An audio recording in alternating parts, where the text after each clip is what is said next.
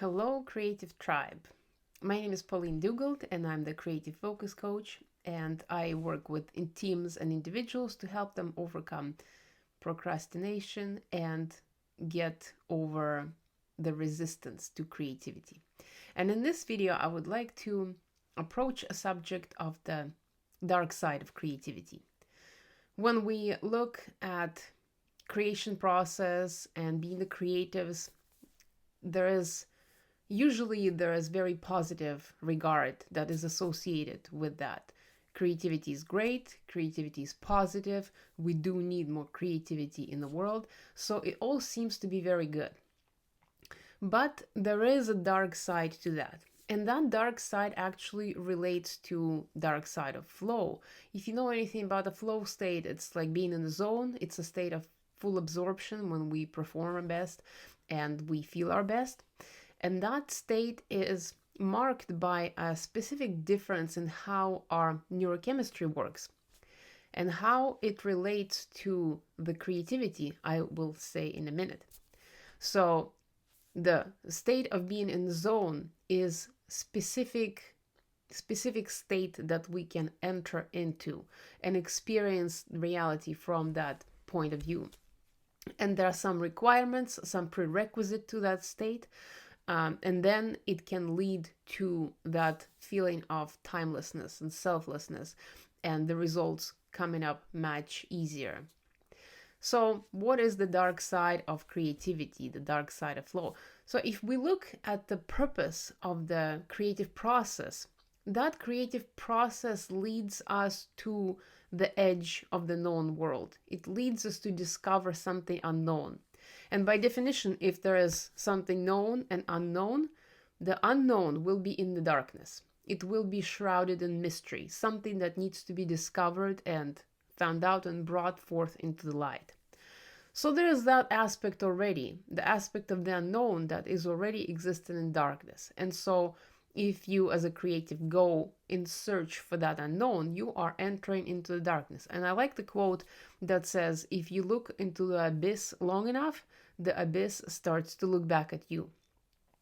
And you can see that in the creation process. If there is too much absorption in that aspect that is unknown, it might pull you a bit more towards that darkness. And as a result, reflect on the light part of your existence, because we have both of our existence includes both the light and darkness within us. So some of us are able to venture onto the edge much more often and interact with that darkness a lot more often. And others stay in the light much more most of the time. And that is the balance that we exist within. It is our personal preference and choice where we spend most of our time, either in the light or in the darkness, looking for the new ideas, searching for the unknown, and facing the possibility of failing constantly, or we stay in the known and continue the routines that are predictable. So there's that. There's also, I want to mention something that relates to the levels of consciousness. It is something that I learned from late David Hawkins. He wrote a book called Power versus Force, where he outlined a number of levels of consciousness that can be mapped out onto human existence, or rather human existence can be mapped out onto the levels of consciousness. And at the bottom of those levels are very low state emotions, such as grief, apathy, anger, shame, guilt, all the kinds of things that we rather not experience. They affect us in much more profound ways than positive emotions, and most of the people do not want to go there. And that is the one version of the darkness, because emotions on that level are very destructive. They're sort of destructive to themselves. However, the way that I see it, there's a second level of darkness, and that relates to the darkness of the creativity, the unknown, the search on the edge of the known and unknown world, which can exist at the higher levels of consciousness. So you have a split. You have low levels emotions that are destructive in nature, and you have high levels emotions at the top of the pyramid of the consciousness levels that is related to creativity, that is related to expansion. And the way that I perceive it is it relates to the concept of the Jungian shadow. Carl Jung came up with this concept that there is a shadow aspect in all of us that needs to be revealed and explored. Without that, we're not whole or complete people. So exploration of that which we do not want to experience within ourselves and acknowledging that leads us towards that darkness that can then be presented at the top levels of consciousness and actually be useful towards overall growth, useful towards creation process, and everything else in between. So as we started looking at this from the perspective of the creation process, there's all these dimensions that are present. The inherent darkness that is at the lowest level of emotions that leads to distraction. Then there's darkness at the edge of the known world and unknown world because it is shrouded in mystery. And then there is darkness that is within us, that is signified by the concept of shadow, and exploration in that can lead us to more fulfillment, more acceptance of ourselves, and therefore more growth and evolution.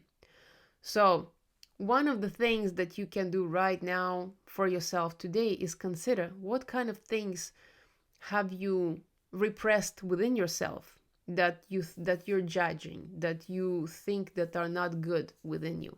And that will give you a hint as to where your shadow is, what does it look like.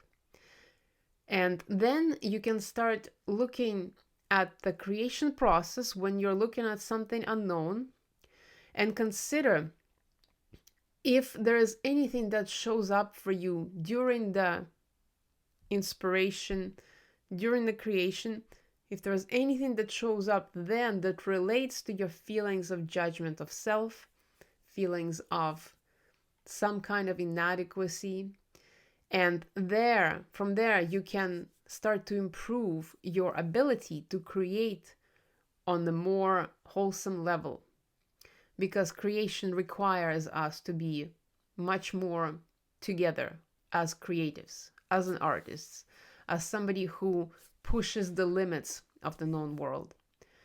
So that is my thought for today. If you would like to hear more, if this was a useful video, please like and subscribe and share.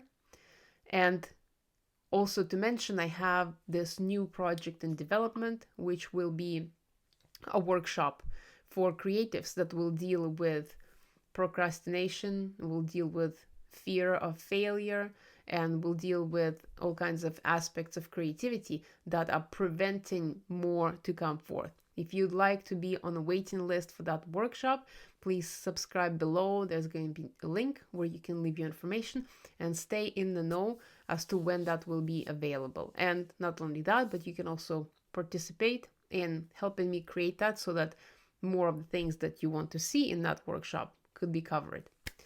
So that is it for today. Thank you very much for watching, and I will see you next time. Thank you. Bye.